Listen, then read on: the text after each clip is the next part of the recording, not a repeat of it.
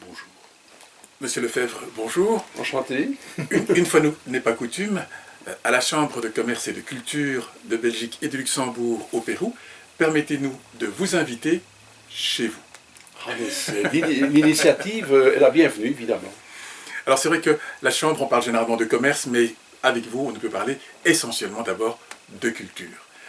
Et pour vous situer un petit peu, parce que vous êtes un personnage immense, avec de nombreuses facettes, alors peut-être vous situer d'abord, c'est où êtes-vous né et quelle est votre nationalité? Je suis belge, né dans la région de Charleroi, à Courcelles exactement. Alors que j'habitais, enfin mes parents habitaient l'Aude-Linsart, mais ma mère étant originaire, donc enfin ayant vécu toute sa jeunesse et sa vie à Courcelles, a voulu, à l'époque c'est ce qu'on faisait, accoucher chez sa maman.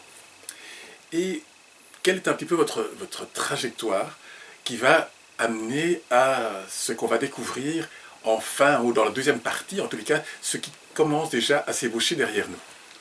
Mais disons, très jeune, j'ai été curieux de lire, de découvrir la lecture. J'ai encore ici ailleurs, à divers endroits, mes tout premiers livres, surtout, je vais dire, c'est du Henri Bosco, oui. L'enfant et la rivière, et toute la collection donc, de chez Gallimard. Puis au fil des études, j'ai fait des études dans un collège dans la région de Charleroi à Rèves. Puis j'ai commencé des études à l'école normale à Malone, mais suite au décès de mon père, j'ai interrompu les études pour continuer le commerce avec ma mère. Ça se déroulait dans les années 60, en 66 exactement. Donc, après 1 ou 2 ans, je vais dire, dans le monde du travail, j'ai dû interrompre pour faire le service militaire qui était encore obligatoire à l'époque. Évidemment, entre-temps, je faisais partie d'un mouvement de jeunesse, où là j'ai découvert une vie associative au milieu des jeunes grâce à M. Louis Ampin. Et là donc, j'ai fait partie de ce mouvement qui s'appelait Pro Juventute pendant quelques années. Donc, après avoir obtenu le diplôme de moniteur de ski et de moniteur de voile, pendant quelques années, j'ai été soit à Profondeville ou à Rosas comme moniteur de voile. Puis, évidemment, le côtoiement de jeunes filles m'a fait que j'ai rencontré mon épouse, avec qui j'ai vécu pendant près de 37 ans. Et donc, tout au long des années, évidemment, j'ai toujours été curieux de lire. On a beaucoup aimé la lecture. Un gag, évidemment, que je raconte souvent, c'est lorsque je partais pour le travail, que Nadine restait à la maison. Je vais faire le nettoyage. Elle partait en plein nettoyage, elle arrivait dans la bibliothèque. Évidemment, quand je revenais vers 4-5 heures, elle était assise avec les seaux, les torchons, en train de lire. Elle s'était arrêtée en cours de route. Donc voilà. Donc on a l'un et l'autre déjà été fort, je veux dire, attirés par la lecture. Puis par après, évidemment, dans une autre vie, j'ai habité pendant 30 ans à Knock-le-Zout, où j'ai décidé du jour au lendemain, à un moment donné, donc, de cesser de faire la route au départ de Knock. J'ai rendu mes clés de voiture au concessionnaire de la marque Volvo.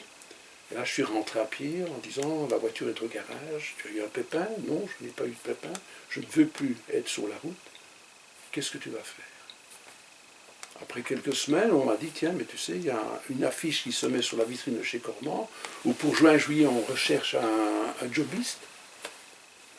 J'ai été me présenter, et là, mais écoutez, on cherche un chien, mais pas un monsieur de l'âge que j'avais à l'époque, je ne sais plus, j'avais 52 ans, oui, c'est ça, oui.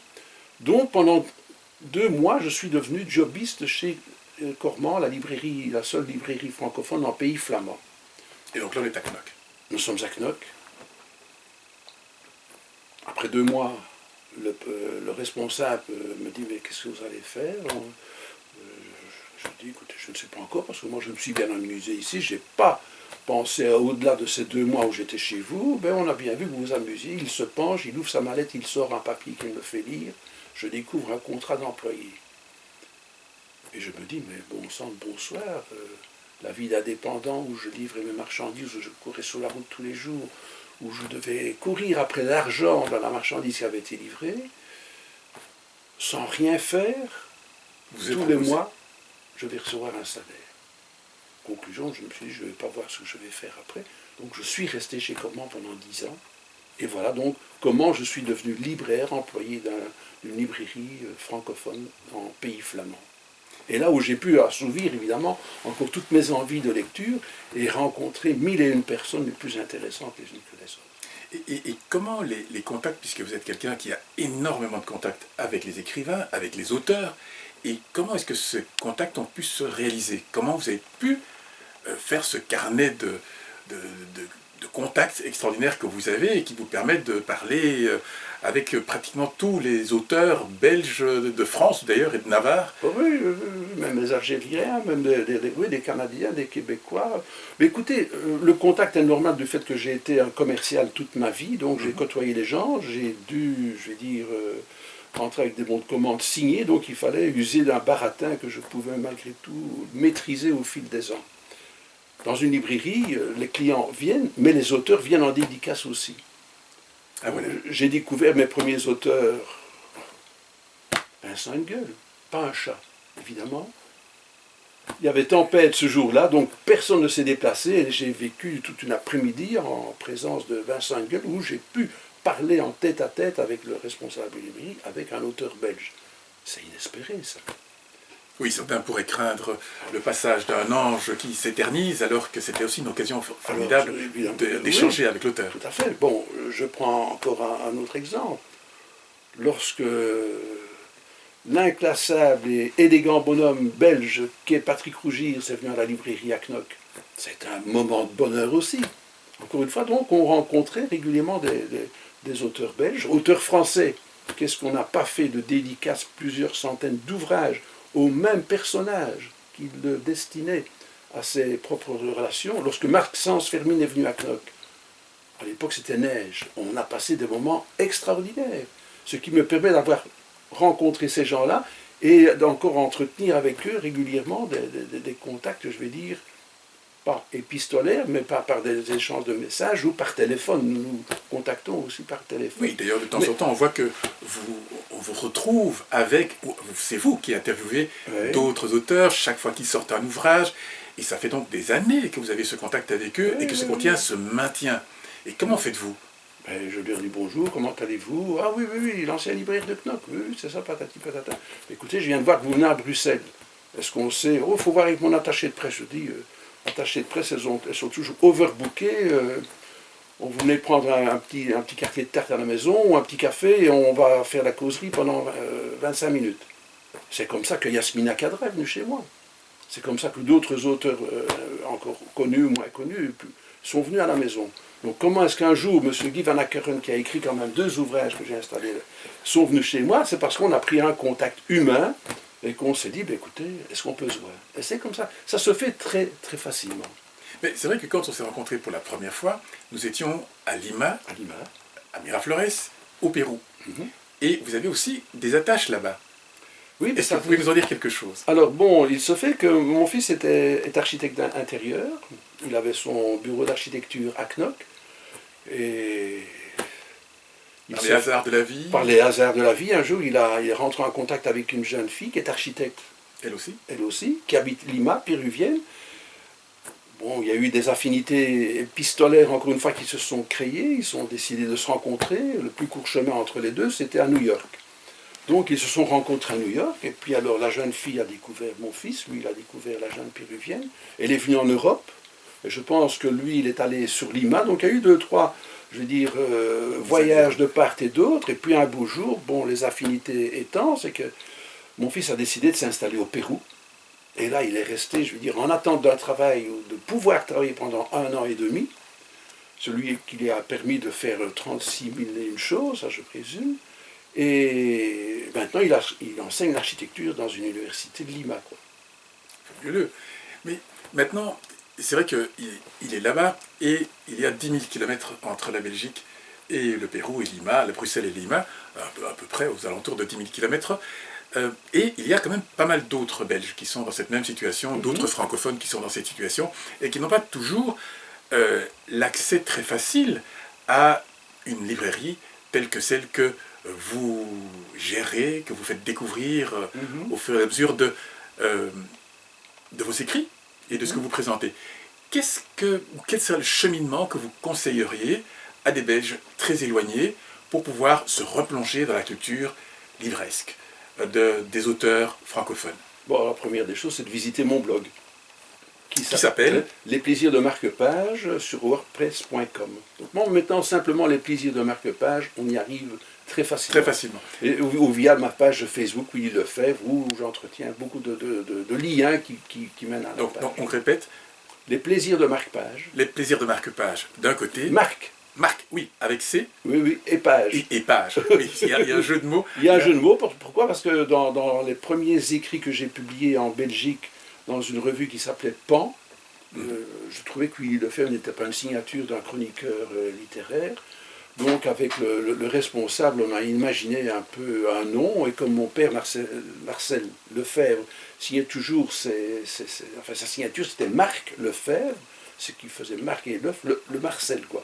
D'accord. Donc, chez Cormand, quand j'étais libraire, on insérait dans chacun des livres que nous vendions un marque-page. Exactement. Donc il y avait le jeu de mots qui pouvait se faire. Donc la rubrique était intitulée La bibliothèque du rat. C'est pour ça que par après j'ai créé ce petit logo avec la bibliothèque du rat. Donc, oui. La bibliothèque du rat, la signature de l'auteur, c'était marque-page. Et ça a démarré comme ça, et c'est resté comme ça une fois que, après quelques années, j'ai quitté l'édition de Bachronique dans l'hebdomadaire Pan, et que j'ai gardé ces différents liens. Là, quoi. Ça fait plusieurs choses, mais ça ne fait qu'un.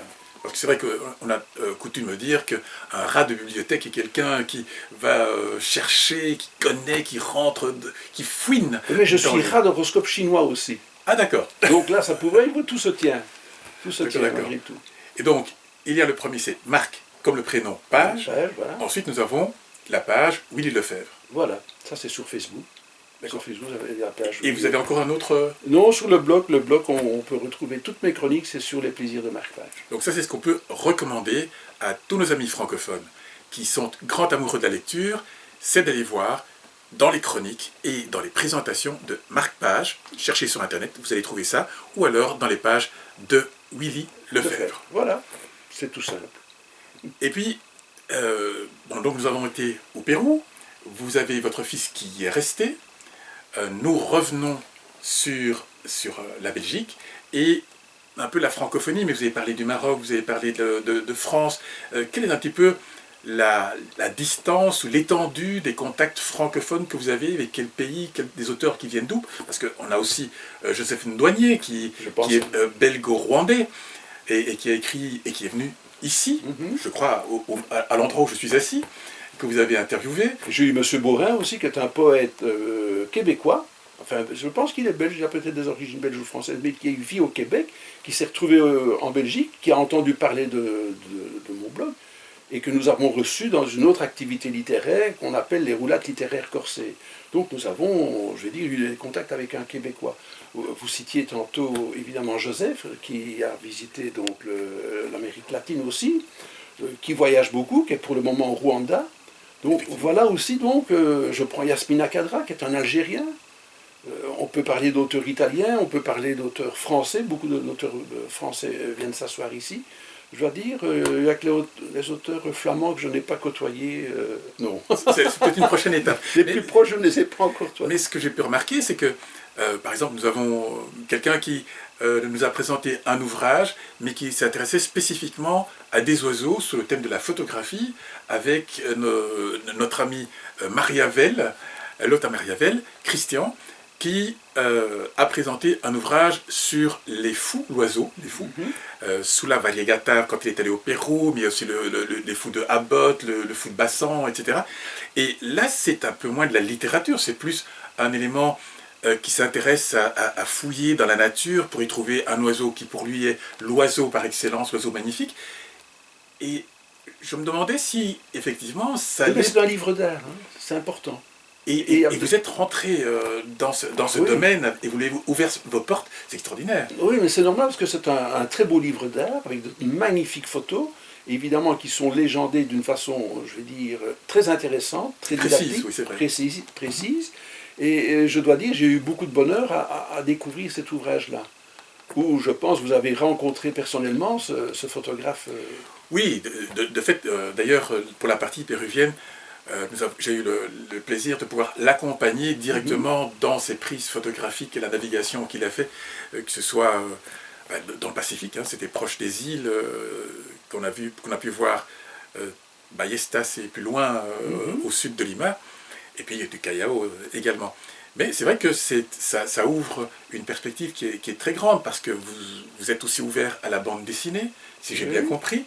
À l'architecture, si on voit un petit peu ce que Liliane Knops tout à fait, les éditions Prisme, qui fait aussi soit en architecture ou en photographie, ou si on revoit un petit peu, si on regarde l'ouvrage de notre ami Paul de Gobert, Le Jardin sauvage, c'est d'une délicatesse extraordinaire. Donc moi j'aime bien de soutenir ces maisons d'édition-là qui ont un cachet. Et là, on voit évidemment aussi le lien avec votre fils, l'architecture, oui, un architecte, oui. mais qui a aussi des grandes créations de dessins et de dessins artistiques, qui ne sont pas obligatoirement liés à l'architecture, parce qu'il a un grand talent aussi dans ce domaine-là. Et comment est-ce que tout cela s'agence dans l'espace Je suis comme vous. Lorsque j'entre dans une librairie, je suis curieux de ce que je vois. L'autre jour, je suis avec un ami qui me propose là un ouvrage qui s'appelle Les Indes fourbes. Ah oui, de fait. Alors là, comme on parle de Inde et que cet ami me fait un cadeau, je suis curieux. Là, je découvre aussi la bande dessinée avec un coup de crayon extraordinaire, avec un phrasé qui est magique, parce que très peu de mots, mais chaque image a son mot, la page forme une phrase. Et là, je dois dire, c'est somptueux. C'est une belle découverte un petit peu de cette région. Oui, c'est à la fois caustique, mordant, oui. cela beaucoup d'humour. Et puis, il y a cette façon de préparer le coup d'éclat auquel on ne s'attend pas obligatoirement. Mais tout ça, ça forme un petit peu l'environnement de Lefebvre, parce qu'ici, vous êtes dans une des librairies, en fait on est chez vous, dans une librairie des plus fournies que je puisse connaître. Ah bon, oui, merci, parce que moi c'est mon lieu d'habitation, je suis dans mon cabinet de lecture, voilà. La bibliothèque d'Alexandrie, légendaire, a disparu, il reste maintenant celle d'Ixelles. Mais vous parliez un petit peu de curiosité, voilà un livre aussi que je cite ici, qui est donc, c'est le tout dernier que j'ai bien chroniqué, la dernière prophétie des Andes. Comment ne puis-je pas être curieux du fait que mon fils est là-bas, que nous connaissons, on entretient des contacts réguliers sur votre région, sur vos voyages là-bas. On a fait une autre rencontre il y a quelques mois d'ici, où vous étiez lors d'un de vos séjours en Belgique, avec Michel Torrekens, où on a parlé de l'ouvrage qu'il venait de sortir aussi, où on a fait une rencontre magnifique autour d'un buffet somptueux. Voilà. Mais donc, ce sont toutes ces petites choses-là qui font que c'est une boule qui grossit. Et on a différents centres d'intérêt, évidemment. C'est la littérature belge, la littérature française. Et je me suis mis à goûter un peu à la poésie. Un peu à la poésie, mais pas n'importe quelle poésie. Mais disons, j'ai eu la chance de rencontrer un ami qui est décédé maintenant, qui s'appelle Jean-Claude Crommelin, et qui avait sorti à cette époque-là, il y a 3-4 ans d'ici, Le Prophète du Néant. J'ai découvert dans les textes de Jean-Claude Crommelin une sensibilité que je ne découvrais pas ailleurs. J'ai eu la chance, lorsque je fréquentais, et je fréquente toujours, mais maintenant avec le Covid, tout ça, de rencontrer aussi un ami qui vient de disparaître, Claude Miseur, un poète qui cisèle en 4 mots ou 5 mots, qui est d'une délicatesse et qui vous transmet un frisson que je ne retrouve nulle part ailleurs en Belgique. Donc, ces gens m'ont ouvert à la poésie. Mais c'est vrai que si on passe de l'Hirondelle des Andes, de Michel Torrekens, qui a réussi à nous faire passer énormément de choses sur des sensibilités européennes, sud-américaines, etc., on passe presque en contrebande à d'autres mots, comme celles qu'on peut trouver chez Alain Cadéot. Ah oui, mais là, vous faites un jeu de mots extraordinaire, parce que c'est vrai que là, chez Alain Cadéot, nous avons affaire encore à une autre finesse, et je vais dire à une subtilité d'esprit dans l'usage des mots précieux, des mots délicats, des mots justes. C'est un personnage qui a une érudition au niveau des mots que je ne connais pas ailleurs. C'est pour ça qu'il écrit d'une façon concise, avec une écriture très riche, parce que c'est l'usage du mot juste. Et vous assemblez quelques mots justes ensemble, vous économisez 5 pages, vous avez fait frissonner votre lecteur. Et là, pour moi, c'est un auteur français qui vit dans la région de Toulon. Il vit sur un piton rocheux qui s'appelle Evenos.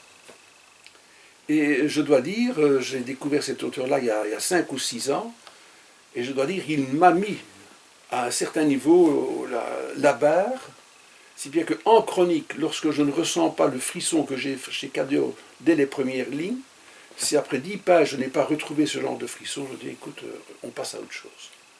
Mais c'est vrai que quand on relit Alain Cadéot, on peut imaginer un peintre qui jette un peu de peinture sur un tableau, mais ici, chaque gouttelette devient un mini tableau dans le tableau, Oui. mais tout à fait réaliste. On ne doit pas imaginer, chercher, les mots éclatent de vérité Oui, et de fait. précision. Voilà. Donc vous avez pu apprécier un petit peu la spontanéité aussi de l'écriture. Ah, il y a des descriptions dans les descriptions, Tout à fait. et on a un petit peu cet effet miroir. Quand on a deux miroirs l'un devant l'autre, on a l'impression qu'on va dans la description presque à l'infini, dans le détail et dans l'impression ou la sensation quand on peut éprouver dans les différents ouvrages, puisqu'il c'est un auteur assez prolifique. Et puis je crois que vous aviez des échanges aussi, parfois au petit matin, de petites notes Oui, on a des petites notes, mais on a des petites notes quotidiennes, et parfois et souvent, le facteur me dépose un pli où je suis déjà très heureux à la vue de l'enveloppe de voir cette belle écriture ronde et grasse faite à l'encre, au stylo plume. Et quand je découvre le carton qui est à l'intérieur, ben c'est un moment de bonheur. Maintenant, évidemment, on use aussi un petit peu d'une autre technique qui sont les mails. Donc on s'envoie régulièrement par mail, et on s'est pris un peu à un jeu, et Alain Cadéot a invité quelques lecteurs à se prendre au jeu, à découvrir dans un ouvrage, oui, on a découvert dans un ouvrage un petit peu qu'on a appelé Confession ou les spams d'une âme en peine, un échange de correspondance entre ces mails indésirables qui sont signés M. Staccato et le kidam que nous sommes. Les personnes curieuses que nous sommes, on essaye de se débarrasser d'un écrit inattendu qu'on veut éjecter, mais si on ne le lit pas, impossible d'éditer. Donc on est obligé de le lire. Et quand on le lit, on se dit, mais c'est quoi comme écriture? C'est quoi? Qui est ce personnage? Et on se dit, spam, j'oublie, je réponds.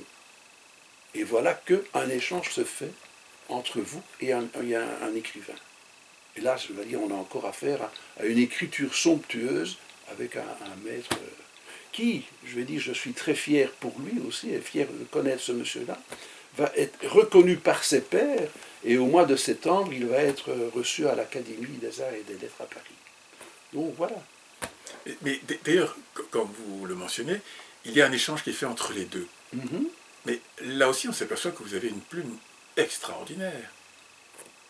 Quand allons-nous voir apparaître les premiers ouvrages de Marc ou de Louis? C'est une question de temps. Hein. Or, avec l'occupation de lecture que j'ai, les tentations qui arrivent presque tous les jours par voie postale, se mettent à écrire quelque chose, oui, ce serait peut-être très intéressant. Sur quoi? Ce serait le grand mystère, quoique j'ai vécu 1001 épisodes qui valent la peine peut-être d'être comptés et grattés, mais c'est pas pour demain. Je préfère être caustique avec les autres, tout en restant malgré tout discret sur mon côté, je vais dire, griffeur. Et quand je n'aime pas, je n'édite pas, je ne fais pas de chronique. Mais parfois, c'est ça que j'allais dire. Il y a de temps en temps un coup de griffe. Quoi. Parce que la plupart des chroniques que j'ai pu lire, de vos chroniques, elles sont plutôt aimables envers les auteurs. Oui. Elles vont rechercher l'histoire qu'ils veulent décrire. C'est très rarement des écrits pamphlétaires qui tournent à la dérision des auteurs. Ce n'est pas la caractéristique que je retiendrai de Willy Lefebvre. C'est plutôt quelqu'un de généreux, d'une grande âme, et qui a plus tendance à encourager et l'auteur et le lecteur. Il faut se méfier, parce que comme je l'ai dit, je suis très caustique, et je le dis parfois à des auteurs qui le prennent très mal. Alors évidemment, s'ils le prennent mal, moi je n'attends rien d'eux, sinon que de recevoir des ouvrages d'amis et de pouvoir en parler. Je lis aussi quelques dizaines de tapuscrits ou manuscrits chaque année. Donc j'ai la chance de pouvoir découvrir l'écriture d'auteur et de pouvoir donner un humble avis sur, tiens, tu sais, mais dans telle circonstance, ou ceci ou cela, j'ai dû bondir en arrière, j'ai dû faire des recherches, je ne pense pas que... Donc on peut travailler un texte, et quand on voit ce texte qui a été un peu corrigé, qui a été un peu adapté, qui a été accepté par un éditeur, mais on est très heureux. Mais on ne figure pas un petit peu dans ce bonheur. C'est l'auteur qui est tout fier et qui fait ses dédicaces. Mais c'est un bonheur pour nous de dire, tiens, on a quand même mis notre petite virgule, notre petit point quelque part, pour que les gens puissent apprécier la lecture de l'ouvrage en question, quoi. Pas plus tard qu'hier, j'étais encore attablé avec un monsieur que j'aime bien, et on a discuté, parce qu'il m'avait soumis un texte, on a estimé que ceci, on a estimé que cela.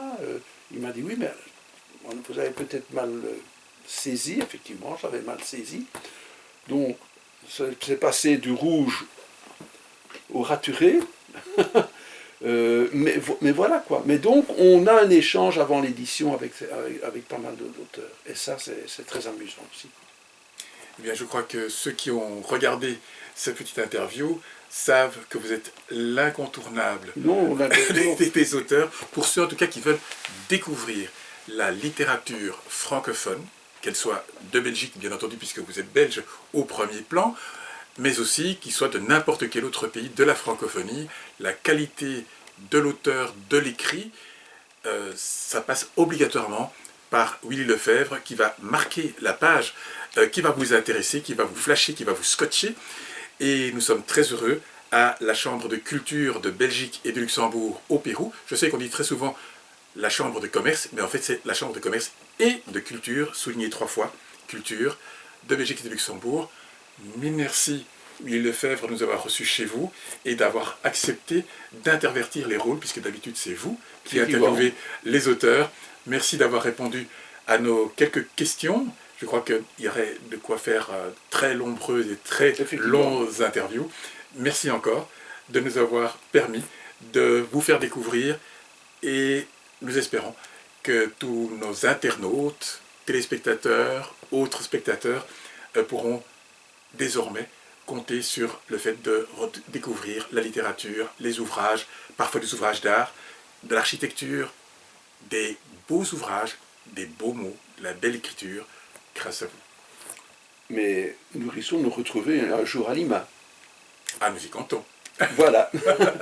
Nous y comptons. Très content de vous avoir reçu chez moi, monsieur Van Ackeren. Merci beaucoup, monsieur Lefebvre. Au plaisir. Et à très bientôt pour une autre chronique de Willy Lefebvre. À bientôt.